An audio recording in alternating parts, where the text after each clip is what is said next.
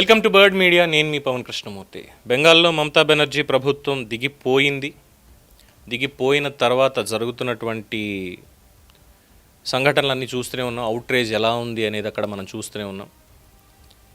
Very sensitive issue is going through. చాలా sensitive issue. అక్కడ వాళ్ళు బెంగాల్లో మమతా బెనర్జీ ప్రభుత్వం, టీఎంసీ ప్రభుత్వం లేకపోవడాన్ని ఒక వర్గం వాళ్ళు జీర్ణం చేసుకోలేకపోతున్నారు. ముఖ్యంగా I'm sorry to say this, అనొచ్చు అనకూడదో తెలియట్లేదు. అక్కడ ముస్లిం సామాజిక వర్గంలో మెజారిటీ అది నేటివ్ ముస్లిమ్సా లేదంటే బంగ్లాదేశ్, బర్మా అక్కడి నుంచి వచ్చినటువంటి చొరబాటుదారుల, వాళ్ళందరూ చొరబాటుదారులే ఎప్పుడు వచ్చినప్పటికీ కూడా. బికాజ్ పాకిస్తాన్ కానీ బంగ్లాదేశ్ కానీ ఎప్పుడో విడిపోయాయి, ప్రత్యేక దేశాల కింద విడిపోయాయి.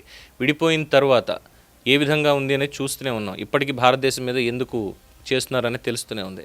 సో బెంగాల్ బార్డర్ దగ్గర 15 ఏళ్లలో కనీసం ఆ కంచె కూడా సరిగ్గా నిర్మించకపోవడం, బీఎస్ఎఫ్ వాళ్ళ మీద దాడులు, లేదు అంటే వాళ్ళ మీద బ్లేమ్ గేమ్, ఇవన్నీ కూడా చేశారు.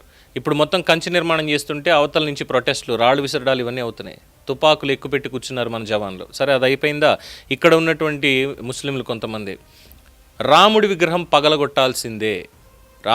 పగలగొట్టాల్సిందే అని నిన్న జుమ్మా నమాజ్ అనంతరం రామమూర్తిని ధ్వంసం చేయాలి అనేటువంటి డిమాండ్తో వీధిలోకి వచ్చారు. శ్రీరాముని చిత్రం ఉన్న బ్యానర్లను చెప్పులతో, బోట్లతో బహిరంగ కొడుతున్నారు.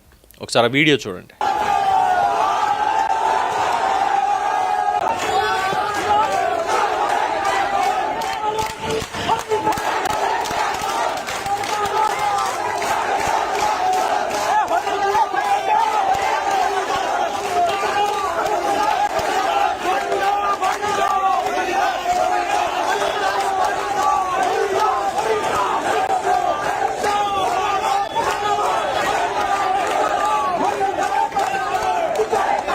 ఇప్పుడు చెప్పండి, అడిగినటువంటి క్వశ్చన్కి సమాధానం. అక్కడ బుల్డోజర్ లేవా?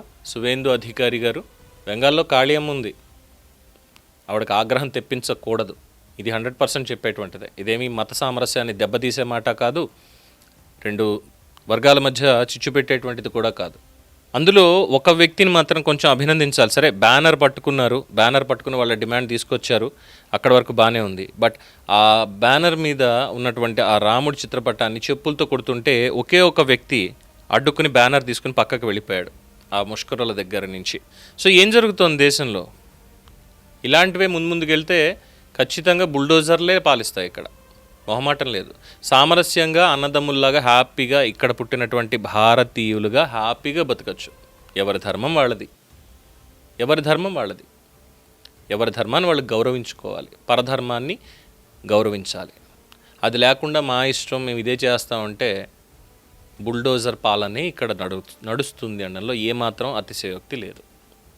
ఇది వ్యక్తిగత అభిప్రాయం అనుకున్నా, సామూహిక అభిప్రాయం అనుకున్నా, ఎవరైనా సరే ఇదే మాట్లాడుతున్నారు.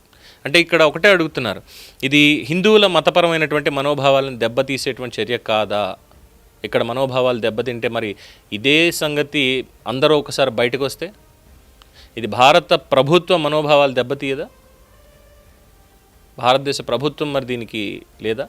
ఇక్కడ సెక్యులారిటీ అనేది లేదు. సెక్యులర్ అనేది ఇక్కడ లేదు. చాలా స్పెసిఫిక్గా చెప్పడం, it's a religious matter. In this point there is no secularism. రాజ్యాంగంలో పెట్టుకున్నాం, ఇంకో చోట పెట్టుకున్నాం, ఇంకోటి మాట్లాడతాం ఇది అంటే. ఎస్, అవతల సైడ్ మాట్లాడేవాళ్ళు, ప్రొవోకేట్ చేసేటువంటి వాళ్ళు ఎవరైతే ఉన్నారో వాళ్ళు దాని కాన్సిక్వెన్సెస్ అని ఫేస్ చేయాల్సిందే తదుపరి.